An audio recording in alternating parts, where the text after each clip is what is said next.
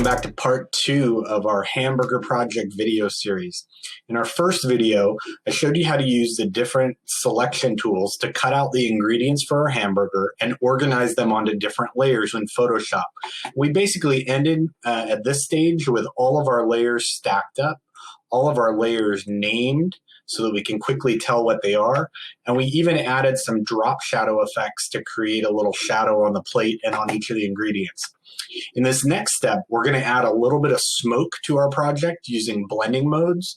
And I'm also going to show you how to use the text tool so that you can name your creation. So here we go. First thing we're going to do is one of the other files that I gave you guys in the download this week was an image of some smoke. And so if I go and I look in that Hamburger project folder that I shared with you, you'll find a file called smoke. And I want you to go ahead and open that up in Photoshop. It looks like this. It's just a stock photo of white smoke against a black background. Now I'm going to add this smoke as if it's steam coming off of my delicious burger. So I'm going to use my move tool to drag this photo over onto my project and drop it in. Now you can see where the problem is going to be right away, right? This is a black photo. It's on top of the image. It's covering up what's underneath of it. And this is where blending modes come into play. Photoshop has these awesome little settings that you can do for every layer to make them transparent, to make them lighter, to make them darker. And they're located right here on the layers palette, okay? By default, every image that you open is set to normal. But watch what happens when we start to change these blending modes. This first section right here makes the image darker. So watch, as I put it on darken, anything that's lightly colored is going to become transparent and show through the image underneath. The second section makes things lighter. So anything that was dark, like black, is going to disappear, and anything that was lighter colored stays behind. And the mode that we're going to use is called screen mode. When I set it to screen, you'll notice that all of the black in my image has now turned transparent, and all that's left behind is the smoke. So let's go to Edit, Transform, and we're going to rotate this guy 90 degrees. We're also going to shrink it down because it's still pretty big, so we'll go to Edit, Transform, Scale, and we'll shrink the image down so that it looks a little bit more in line with the size of our burger. Okay, and I'll let you guys play that by ear. Now, if you want to hide parts of the steam or the smoke, you can always add a layer mask to this layer. If I take this photo and I click Layer Mask, it will add a blank white mask. And just like we've done before, if you take a black paintbrush, I'm going to switch to a brush that has soft edges. So I'm going to go ahead and choose my default soft round brush here. And if I go a little bit larger, anywhere that I tap with the color black, you can see that the smoke is disappearing and it's being hidden by that mask layer that I created. So I can decide where I would see the smoke and where I wouldn't.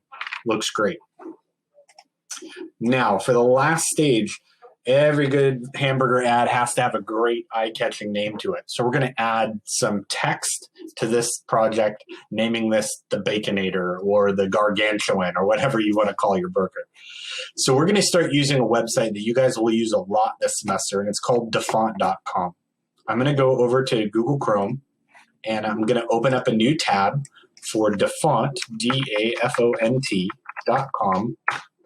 to jump to this website. Now, this is a free website that's available for you guys to use for any of your projects. It contains thousands of free fonts that you can download and use for your designs. It's searchable. It's in different categories. So you can see there's cartoon fonts that look more like cartoons or comic books. If I scroll through here, they each have their own name. There is distorted fonts that look more like video game or action film fonts. And then there's some basic categories like sans serif and serif. I'm going to choose a serif font here. Serif just means that it has these little feet on the bottom of the letters. And there's one in particular I'm thinking of that I want to use called Chunk 5. Okay, it's a nice big bold hamburger font. If I click on the download button over here on the side, it will download that font file to Google Chrome. All I have to do is click that font and a new window will open up showing me what's inside that folder. You want to look for a font file that is named like this, either true type font or open type font. And when you double click it, you'll get a preview window that shows you what that font looks like in every letter of the alphabet, plus all the numbers. And they give you this sentence: a quick brown fox jumps over the lazy dog, because the sentence contains one of every letter in the alphabet, A through Z. So you get to see how they all look.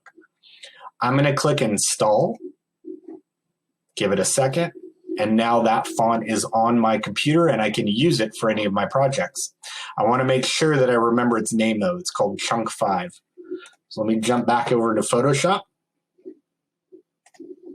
And I'm going to use a new tool this week, the text tool.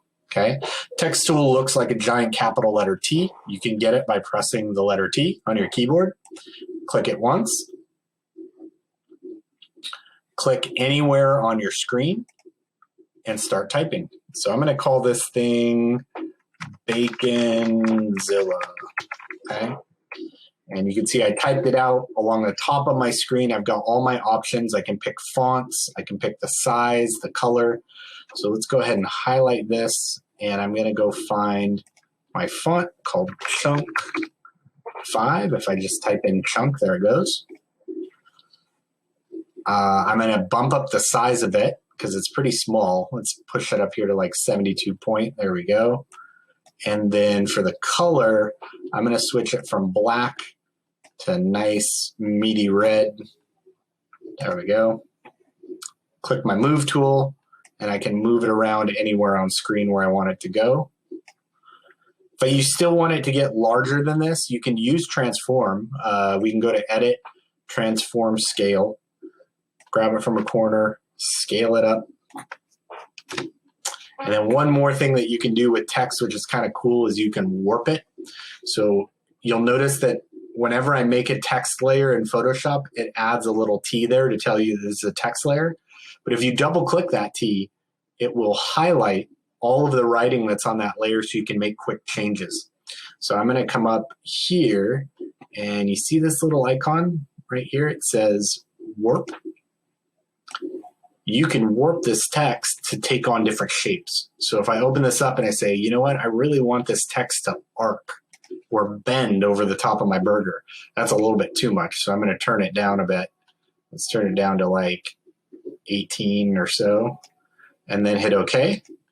And that sets your transformation for your giant bacon text. Looking pretty good, okay? Remember, for any layer that you make, you can also add text effects. So if I open this up by right-clicking it and I go to blending options, there's my drop shadow. If I want to put a little shadow behind the text, maybe make it a little darker, bring it a little bit closer, turn the size down. See, that's giving me a pretty good little shadow there. And this might be a good chance to even try some of these other ones like outer glow. You know, if I click on outer glow, it will glow with whatever color I pick. If I want to do gradients, I can add a gradient overlay here and have it fade from one color to the next. Let's pick a brighter one. There we go. Baconzilla. Hit OK, press OK. If you do decide you don't like any of those effects, you can always turn them off with those little eyes or find a different combination that works. I'm super happy with how this turned out. So I'm ready to save at this point. I'm going to go up. Remember that everything we've been working on now has been in a Photoshop file. To turn it in, I really want to make sure that I've got it saved as a JPEG. So I'm going to go to File, Save As, and I'm going to name it using my last name, first name, so Roper Zach, and we're going to call this Hamburger Project. And I'm going to change it from a Photoshop to a JPEG. Save it, hit OK, and now your image is ready to turn in for credit for this week's assignment. Have fun with this one, guys. Go crazy. Make that burger gigantic. Give it a great name. Add some smoke effects to it. Really spice it up to get it the way you want. You can even add more ingredients if you want to stack this burger even higher. At the end of the whole day, you're going to save it up as a JPEG and turn it into me on Google Classroom. If you have any questions, feel free to email me or schedule an SGI time. We can work one-on-one to get it figured out. Have fun with this, guys. We'll see you soon.